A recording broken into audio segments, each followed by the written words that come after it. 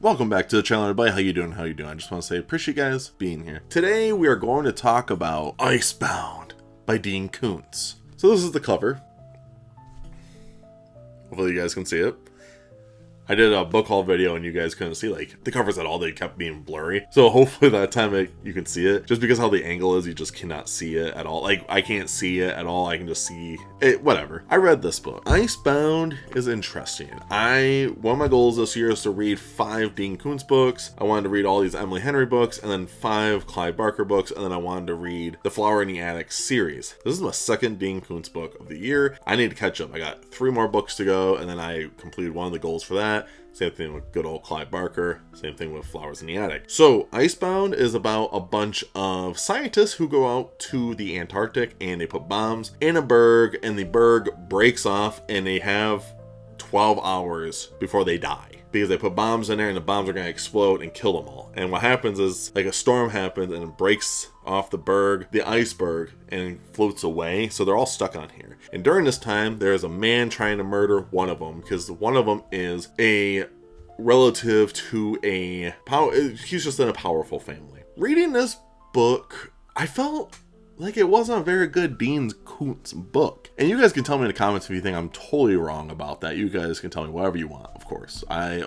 I always appreciate honesty. With Icebound, I didn't feel like it was a Dean Koontz book. And I think it's because the biggest problem is he had way too big of a cast. Most of Dean Koontz books that I read before really focused on like 2 characters and then there was like maybe 2 or 3 side characters. But this one was, I think, a total of like 12 or 13 characters in such a smaller book. And what he would do is he would have you focus on a character. We'll say Harry, he's one of the characters. And you actually learn about Harry's whole backstory of how he met his now wife Rita. And to me, I was like, I got it, but also I didn't feel that connected because immediately after we were with other characters. In a book that's 400 pages, I just didn't feel like it was enough. I feel like if we cut it down a little bit, I think I would have been more into this book. But sadly, I just wasn't that into it, which is perfectly fine. I mean, it happens.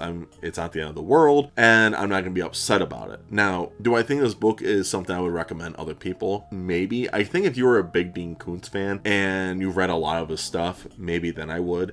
But most of the time, I probably wouldn't. Like the Dean Koontz books I read currently, I probably wouldn't recommend this one. Well, I will say you learn a lot of cool things about icebergs and scuba diving and how certain things work. He really does his research in this of how things work in this, which I do appreciate. It's really cool to see how in depth and how much research he has done to explain to you, the reader, of what is going on, and you don't feel so lost, which is cool. I felt like that was a really cool element. But like I said, there was a lot of times where you're reading this and it's just a very background thing of characters and you don't really cared too much because there's just too many characters in such a smaller book. That's how I was kind of feeling when I was reading this. I'm like, okay, okay. So maybe that's just how I was feeling about it at the time. And I haven't read the book. When I finished the book, I didn't immediately record it. Sometimes I usually do that. If I really like the book, I'll immediately record and review it. If a book I feel very 50-50 about, I usually give it a couple days and see how I truly feel. Because if I hate a book, I don't want to do like a hate review. I want to critique it, but not be super hateful. And this is a book I do not hate, but I will say this is a book that I just wasn't feeling, dog.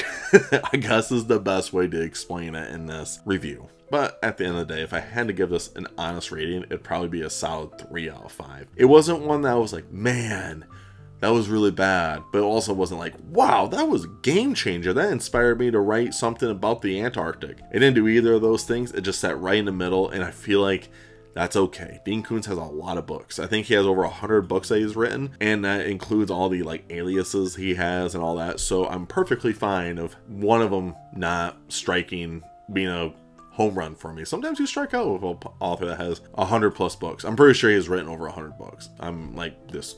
Sure. But yes, in general though, I wasn't the biggest fan of this book, and a 3 out of 5. If you guys made it to the end of the video, I do appreciate it. What did you guys think of Icebound by Dean Koontz? Have you read Icebound from Dean Koontz? If you have not, let me know down below if you have or haven't. What other Dean Koontz books would you recommend me? Do you have any cool ones coming up that you're like, ooh, you should read that? Some older ones? I would love to know. I have plenty of other ones I plan on reading in the future, and I cannot wait for that. Last but not least, make sure you guys stay safe, stay humble, and tell someone you love them. I'll see you guys in the next video. Stay weird.